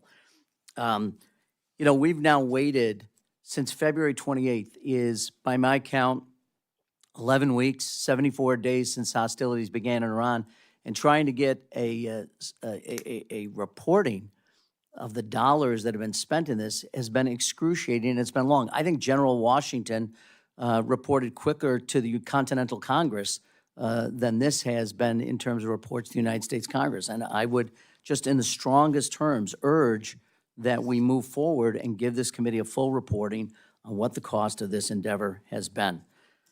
With that, I didn't want to make a quick, you mentioned something, Mr. Secretary, in your opening comments about private companies making private investments in our defense. I assume they're getting compensated for the investment. When you say private investment, are you suggesting companies are making investments for which they will not be compensated? Yes, I am, Congressman. Why would they do that? Because we're turning it, it's the right question, because we've done it one way for years and years and gotten the same results. So this is changing the paradigm. Companies now know we're going to give them orders for 5 to 7 years on exquisite munitions in exchange for them paying for capitalization of their own plants. We used to pay for them to build their plants and then buy the munitions from them. So now, because they know they got consistent income. But they are, no, I appreciate what you're saying. They're upfronting the costs. The primes are now hang on paying a for second. their own plants and equipment. That is a brand new paradigm. The taxpayer's not paying for it. That's $50 billion of value that you don't have to appropriate because the companies are paying for it themselves. And the companies will not get compensated. They're going to make that as a charitable contribution to the United States government. Their compensation is long lead times of munitions that they will produce and we will pay for in the future, but we don't have to build the all factory. right, just to be I mean, clear. this yes, is how private business reclaiming my works. time. They I have just want to be clear. Wait, build their Mr. own Secretary, factories. I appreciate what you're saying, but let's not, let's be honest. They're going to get compensated. Look, I'm for that, and I appreciate what you're saying in terms of lead time and dependability have and been cut. reliability of funding, but let's be clear. I want to switch topics if I can for a second. There's been much reported about the president's trip to China, and I appreciate, again, my colleagues who have raised Indo-PACOM and its defense. There are weapon sales which have been on hold that the president has not authorized to Taiwan, and I wonder if you could give me an update, either Mr. Secretary or General Caine, on what the status of those weapon sales are at this point. I just want to say that the primes will be paying for those factories out of their own pocket, not the department's money or the taxpayers' money, which is a sea change, which is why I think this budget They're is going to so get a historic. return on their investment, which, by the way, this is Which we America. welcome. We welcome a return on investment. These are Yes, I private understand, but they're businesses. We not want paying to for it out of their pocket and not getting compensated. But anyway, could you answer my question about Taiwan? Buildings sales. cost money, and if Yeah, we're giving them $2 billion to build the factory, that's taxpayer money. If they're using it out of their own hide, that's $2 billion saved for the American people that then we can appropriate toward munitions that we pay for in the future. I know it's difficult to grasp. It's not but it's difficult what happens to when grasp, businessmen sir. take control of a department. It's a different way of getting to the same place. You're going to pay for it, the United States. And look, we ought to. They're building things for us. But to suggest that somehow they're making an investment that they're not going to get compensated through sales is just, it's honestly kind of ridiculous. We used to pay for the building too, and then pay for the sales. And now we're paying for the sales, but not the building, which I think is a good. And they're not deal for embedding that in the American price taxpayer. of the things that they're selling to us. The the price. capitalization, the CapEx that they're putting into it, they're going to get back. Look, I don't know They're why paying we're for even it. arguing about it. They're paying for it. Could you answer my question about Taiwan arms Well, sales? that's, the president's on the cusp of a trip, and I'll be with him, and he will make all the decisions related to that. I I yield think the back. gentleman's time has expired. Make a quick point. There is a change. The industrial base is putting money at risk with the expectation of orders, but there is no guarantee if, in fact, that particular product that they may make is not met or meet the standards in which we want to acquire it. And that is a significant change in what we've done in the past. Mr. Fleischman. Thank you, Mr. Chairman, and thank you, Secretary. I commend those changes in the innovation. To everyone on this panel, thank you for a job well done. Thank you for what you're doing for our country. This is truly incredible. So let me start with that. As chairman of the Energy and Water Subcommittee, I'm going to take a little bit different approach. I'm deeply involved in the recapitalization and modernization of our nation's nuclear deterrent. As we are recapitalizing the entire strategic nuclear arsenal, I remain concerned about the lack of options lower on the escalation ladder available to the president. In theater, non-strategic nuclear weapons have remained essential to the credibility of our extended deterrent commitment to NATO. I've got a couple of questions to ask, but I'm going to ask General Caine and Secretary Hegseth. What is your assessment of our non-strategic nuclear capability gaps in the Indo-Pacific and elsewhere? What additional tactical nuclear capabilities beyond SLICM-N should we consider that would be most useful for reassuring allies, deterring our adversaries, and providing combatant commands and useful options in the worst-case event of a conflict? We're, as you know, we're making a $2 billion investment, and you mentioned SLICM-N and in FY26, so we're investing in that. But I would say that a lot of that discussion would be classified given O plans in the Indo-Pacific. But Admiral Paparo, I would say there's no COCOM commander we have regular feedback with on what dilemmas we might need to create for an adversary than Admiral Paparo and Indo-PACOM, to include everything that would deter any level of aggression. So I think there's a lot of sensitivity on this topic that doesn't lend itself to this environment, but very much so we're looking at all options. Thank you, and I would also commend the Admiral Paparo. I mean, they're doing incredible work. Yes, sir, General? Sir, I was just acknowledging the Secretary's comment about what forum we're in here today. You know, all three, and I appreciate the Congress's leadership, all three legs of the triad are undergoing modernization and all require that, and we're grateful for the assistance from the Congress. It's a bedrock to deterrence around the world and one that we want to maintain our focus on. I'll probably leave it at that and can come back if there's follow-up questions. Thank you, and I would assure you, gentlemen, that in the Energy and Water Bill, which funds this, we will certainly address that in a very robust way, as I think the administration has, so I thank you all. As most of you know, in that bill, I'm probably the nation's strongest proponent, supporter of nuclear power in Congress. Nuclear propulsion has long provided a great United States Navy with significant operational advantages. There's been tremendous progress within your department accelerating the adoption of nuclear energy as a means of providing resilient and long-duration power generation for military installations and forward operations. I'm excited about the Army's Janus program, and the Air Force just announced the first 2 air bases to receive microreactors. My question, gentlemen, is can you walk us through how the department is thinking about the role of nuclear power across the Joint Force, including naval propulsion and the use of advanced reactors for base and expeditionary power? What operational advantage did you see these technologies providing, particularly in the Indo-Pacific, and what can we be doing to accelerate and expand these efforts? Both incredibly important capabilities, microreactors and propulsion, whether you're looking at survivability, sustainability of basing and mobility within basing, and the expectation in the homeland or abroad that the lights are on and we can operate even if it's a contested environment. And then there's just no doubt you can't beat nuclear propulsion, especially as we've refined it over time. So I appreciate your efforts, and I think in this department you'll find a friend in ensuring we maximize that. Thank you, Mr. Secretary. General? Sir, I'll just say that the joint staff has collaborated and continues to do so with all the combatant commands and services, the Secretary's team and office on OSW and the Congress to make sure that we're looking at the range of energy requirements that we're going to have and that we move from, frankly, in some cases, a reactive posture, no reaction into your nuclear point, but to a more proactive stance around how we're going to ensure energy sustainability in a range of situations that we could face. So we appreciate the chance to comment.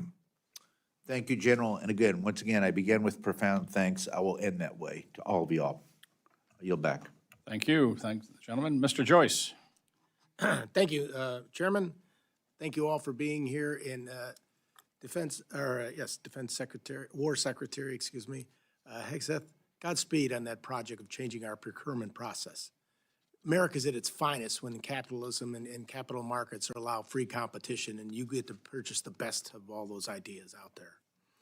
Speaking of which, in June 2025, Ukraine's Operation Spiderweb, if you're familiar with it, destroyed and damaged dozens of Russian aircraft on the ground using low-cost, covertly infiltrated drones, demonstrating military installations are vulnerable to asymmetric drone attacks at a fraction of the conventional strike costs. What steps is the department taking to protect our military bases from covert drone attacks, and do you need additional funding to safeguard those assets? Well, I appreciate the question, and it's the battlefield trend, well, one of a handful that we are most closely tracking and investing in. $54 billion in defense autonomous warfare, recognition that every aspect of how we fight will be affected by technology and techniques and tactics like that one. And every environment more contested than it's ever been, and the ability to both go on offense and defense in that environment has to be something we're not just at parity with, but ahead of adversaries to ensure that we can create the kind of advantages we're used to having. And that's our job, is to ensure that we're looking around the corner. And so this investment in this budget, I don't know what it was, Jay, in FY26, but it was a small fraction of $54 billion. And we're even looking at DOG and metamorphosizing it, whether it's a joint task force into a sub-unified command. We're elevating this so we can push it through the services and ensure that it's not just something we do in an exquisite way, but it's how we fight at every echelon through the services. And that budget number is a reflection of that. Well, you're getting attacked on a lot of fronts, Secretary Hegseth. Can I just follow up? Would that be okay? One thing that I appreciate the partnership with the Congress on is as we evolve from the warfighting mix that we have right now, the cost of precision and the cost of range is coming down. And so as we look at this budget, we look at the mix of capabilities that we're going to have. We talk about the agility in the defense industrial base and the national industrial base. The flexibility that we as teammates are going to have to ensure that we're not buying behind the technology development curve, but we're buying in front of it, is something that we look in the joint force to partner with, obviously OSW, but also the Congress on this as technology moves really fast. Thank you. No problem, sir. I just want to touch another angle that we're getting attacked at, unfortunately, and that's the cyber threats from adversaries like China, Russia, Iran, and criminal organizations which continue to grow.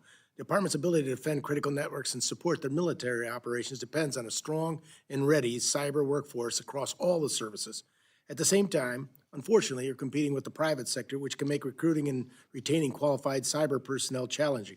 Can you give us an assessment of where the department's cyber workforce stands today and what investments Congress can make to help you make that better? Appreciate that question. $20 billion in cyber, offense and defense. I think the biggest change we've made across the joint force is full integration of cyber as a warfighting domain, which it was always an appendage or something you might do. And I think when you look at operations, Epic Fury, Absolute Resolve with Maduro, the capabilities, so much of that was enabled by unique cyber capabilities that we need to stay ahead on. And so this, recognizing future adversaries could have more capabilities and more sophistication, both on offense and defense, this funds it properly. And I think we put a commander in charge there who's in General Rudd, who is infusing a warfighting mindset into that place and ensuring we're competing not just inside the military, but also for the best civilian talent to come into cybercom as well. quite important.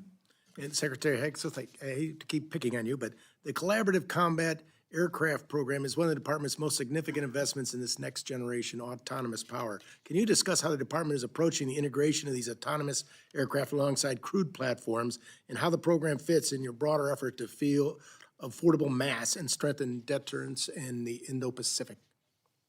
I can share some of it, but not all of it, because a lot of that is classified, but it is part of the future of how we will fight and a way in which we plan to stay far ahead of adversaries and create more dilemmas for them than I think they even imagine today. Thank you very much. I yield back, Mr. Chairman. Thank the gentleman. I recognize Ms. McCollum for any closing comments. Thank you, Mr. Chairman. I'll be submitting some questions for the record on behalf of Representative Capter. Last year, the President requested the first $1 trillion defense budget. Congress provided over $150 billion in reconciliation and $903 billion in discretionary spending. I continue, and I think you heard from many of us up here, that mandatory funding for defense is not a great idea. We should avoid it at all costs. The budget request for this upcoming fiscal year has grown to $1.5 trillion. It's a 50% increase.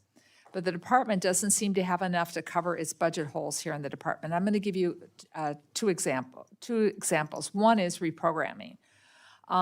Just the National Guard alone has $600 million of reprogramming. None of their missions were budgeted for, and now we're being asked to, now you need to move money around, you're asking us to move money around to cover that. That was money that was approved for other purposes, so it creates a hole. The Army submitted a request to move nearly $1 billion around to fill personnel shortfalls. The Navy has $907 million hole it needs to cover for its personnel. So those are problems, and this is why we want things baked into the base bill. And then when it comes to the supplemental, the Iran war has cost Americans at least now, if I've got it right, Mr. Hurst, $29 billion to date, without a lot of things haven't been accounted for yet.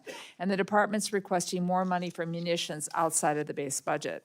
So bottom line, I want your takeaway message to be, I'm deeply concerned that the department can't seem to manage $1 trillion that Congress provided last year. So gentlemen, we need information. We mark our bill up on June 11th. And we need to be able to justify, to do our fiduciary responsibility to the taxpayers, any increased funding that you seek. So we expect the information that we've been asking for on munitions and supplemental requests as soon as possible. I would say by the end of next week. So I thank you all for being here. And Mr. Chairman, we watched some of the other hearings. This is the way especially a hearing should be conducted, especially when it's dealing with international defense, when we ask people to put their lives on the line. I thank everyone for a respectful hearing, but we need the information, Mr. Secretary. I yield back. Thank the gentlelady, and that's something we are going to agree with the other side, is that sooner is better. It makes my job easier, and at the end of the day, it makes your job easier, Mr. Secretary. If we can get the information both on the base budget and on the supplemental. Just as a comment, that Ed Case was making about some of the cost on this thing. I hope the Kuwaitis are going to come up with the money for those 3 F-15s that we lost, and that's a considerable amount of money. But I want to thank the Secretary and the General Caine for answering questions before the subcommittee today. I look forward to continuing to work with you as we move forward with the fiscal year 27 appropriations process, and we can fund the men and women who serve us well in the United States military. With that, we're adjourned.